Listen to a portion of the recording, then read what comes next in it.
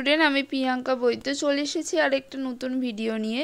তো যারা রেগুলার বেসিসে আমার ক্লাসগুলো ফলো করছো তারা জানো যে ক্লাস 9-এর যে নিউ সাতটা পাবলিকেশনের বইটা রয়েছে সেখান থেকে চ্যাপ্টার 1-এর কিন্তু আমি সমস্ত কোশ্চেন অ্যান্সার সলভ করে দিয়েছি। যারা দেখোনি ডেসক্রিপশনে লিঙ্ক দেওয়া আছে সেখান থেকে দেখে নেবে। আর চ্যাপ্টার 2-এর পার্ট 1 নিয়ে চলে এসেছি, অবশ্যই খাতা পেন নিয়ে বসো আর বইটাও সাথে রাখো। তো প্রথম যে প্রশ্নটা রয়েছে সেটা হচ্ছে নিচের কোনটি মাইনর এলিমেন্ট, তো সেই ক্ষেত্রে তোমরা অপশান বি করবে। তারপরে যেটা রয়েছে সেটা অপশান এ করবে। তারপরে দেখো C6H12O6 কার সংকেত, এটা অবশ্যই গ্লুকোজ হবে। তারপরে আছে 9.3 তোমাদের ক্যালোরি যেটা তাপ উৎপন্ন হয় সেটা কোন বস্তু থেকে, সেটা হবে 1 গ্রাম ফ্যাট থেকে, ঠিক আছে। তারপর যেটা রয়েছে সেটা হবে অপশান সি। তারপর দেখো কোষ পর্দাকে পিএলপি ত্রিস্তরীয় পর্দারূপে কোন বিজ্ঞানী অভিহিত করেন, সেটা হবে অপশান বি। আর 7 নম্বর যে প্রশ্নটা রয়েছে সেটা হচ্ছে প্রোটিন ফ্যাক্টরি কোনটি, সেটা হচ্ছে রাইবোসোম হবে। তারপরে ট্রেস এলিমেন্ট হবে অপশান বি। তারপর কোষের মস্তিষ্ক হচ্ছে নিউক্লিয়াস হবে। তারপর যেটা রয়েছে সেটা হচ্ছে তোমাদের কোষ অঙ্গাণুকে কোষের শক্তিঘর বলা হয়, সেটা হচ্ছে মাইটোকন্ড্রিয়া হবে। তারপরে রয়েছে যে কোষের ক্ষরণ নিয়ন্ত্রণ করে কোন অঙ্গাণু, সেটা অপশান ডি হবে। নিচের কোনটি সুইসাইড ব্যাগ বলে লাইসোসোমকে বলে। আচ্ছা, তারপরে যে প্রশ্নটা রয়েছে সেটা হবে অপশান বি ভাজক কলা। তারপরে রয়েছে সেটা হচ্ছে কোষপ্রাচীরে ক্রুপ থাকে, সেটা হচ্ছে স্ক্লেরেন কাইমা। একটা কথা বলি, তোমাদের সাথে কিন্তু ক্লাসগুলো শেয়ার করা আছে অনেক দিন আগে, সেগুলোও কিন্তু ডেসক্রিপশনে লিঙ্ক দেওয়া আছে, অবশ্যই ক্লাসগুলো ফলো করে নেবে। তারপরে যেটা রয়েছে কোন কলার মাধ্যমে জল এবং জলে দ্রবীভূত খনিজ লবণ ঊর্ধ্বমুখে বাহিত হয়, সেটা হচ্ছে জাইলেম হবে। তারপর আছে কোন প্রকার প্রাণীকলা মস্তিষ্ক সুষুম্না কাণ্ড স্নায়ুতে থাকে, সেটা হচ্ছে স্নায়ুকলা। তারপরে যেটা রয়েছে সেটা অপশান এ হবে অগ্নাশয়। মিশ্রগ্রন্থি অগ্নাশয় প্রতিপত্ত ক্রিয়া নিয়ন্ত্রণ করে সুষুম্না কাণ্ড। তারপর আছে পক্ষ গহ্বরে হৃৎপিণ্ডের দুপাশে মধ্যচলার উপরে অবস্থিত ফুসফুস হবে। 21-এরটা অপশান বি হবে। 22-এরটা হবে যে তোমাদের পেপটাইড বন্ধনী হবে। তারপর আছে নিউক্লিওটাইড, এটা নিউক্লিক অ্যাসিড হবে। তারপর যেটা রয়েছে সেটা হচ্ছে 24-এরটা, দেখো এটা প্রোটিন হবে। আর তার সাথেই আমি বলে দিচ্ছি 34 যেটা রয়েছে নিম্নের কোন ভিটামিনের অভাবে রক্তক্ষরণ বন্ধ হয় না, সেটা হচ্ছে ভিটামিন কে এর অভাবে।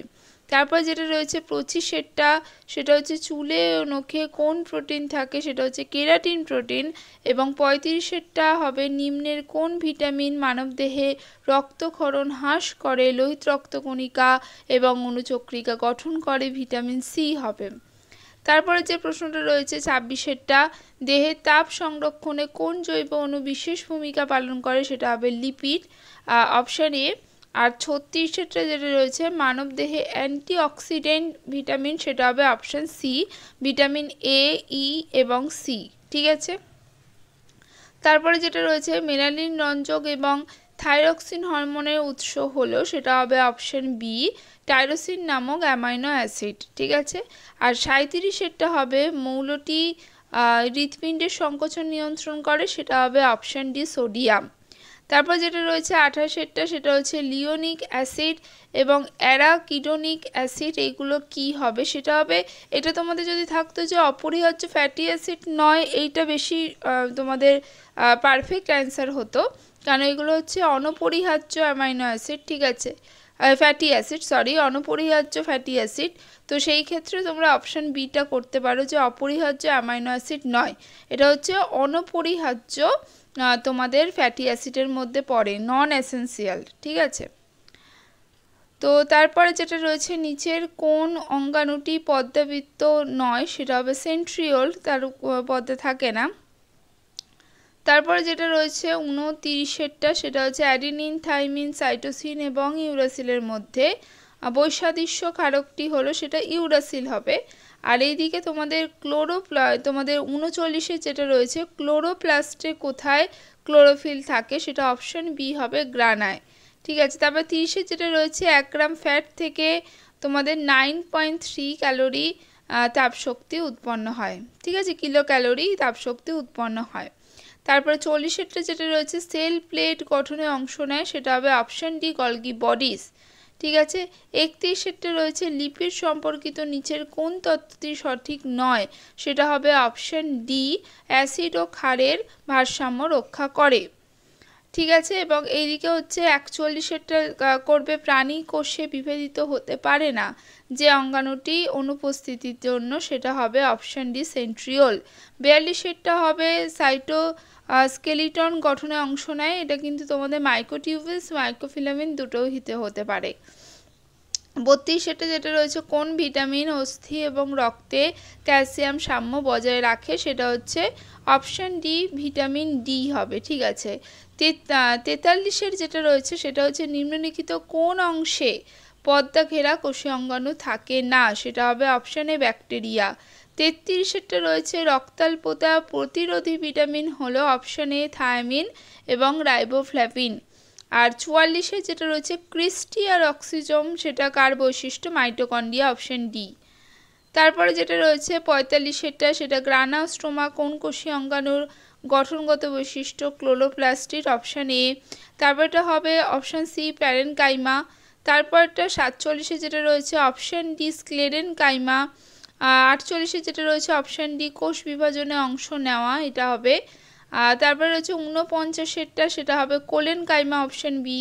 50 হবে অপশন ডি স্ক্লেরেনকাইমা। 51 হবে অপশন ডি স্ক্লেরাইট কোষ। 52 হবে অপশন সি সিপনল। আর 53 হবে হচ্ছে অপশন সি সিপনল। ঠিক আছে, তারপরে অতি সংক্ষিপ্ত যেটা রয়েছে প্রথম যে প্রশ্নটা রয়েছে ডিএনএর পুরো নাম কি, সেটা হচ্ছে ডিঅক্সিরাইবোনিউক্লিক অ্যাসিড। ভিটামিন এর অভাবে রাতকানা রোগ হয়। ভিটামিন সির রাসায়নিক নাম হচ্ছে অ্যাসকর্বিক অ্যাসিড। কোন খনিজের অভাবে গলগণ্ড রোগ হয়, আয়োডিন হবে। একটি তীব্র অ্যাসিডের নাম HCl দিতে পারো। কার্বোহাইড্রেটে কোন উপাদান থাকে না যা প্রোটিনে থাকে, এটা হবে নাইট্রোজেন।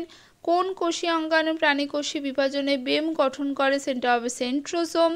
তারপরে হবে অক্সিজোম দানা কোথায় থাকে, সেটা হবে মাইটোকন্ড্রিয়ায়। থাইলাকয়েড কোথায় থাকে, হবে ক্লোরোপ্লাস্টে।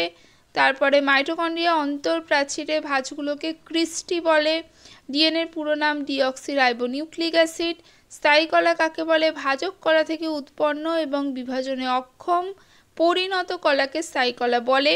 ক্যাম্বিয়াম কোথায় থাকে, জাইলেম ফ্লোয়েমের মাঝে দিতে পারো। সার্কোলেমা কি, পেশিকোষের আবরণ।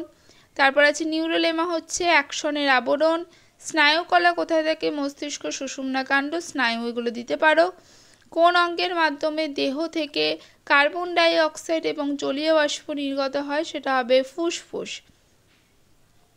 টেস্টোস্টেরন হরমোন কোন অঙ্গ থেকে ক্ষরিত হয়, শুক্রাশয়।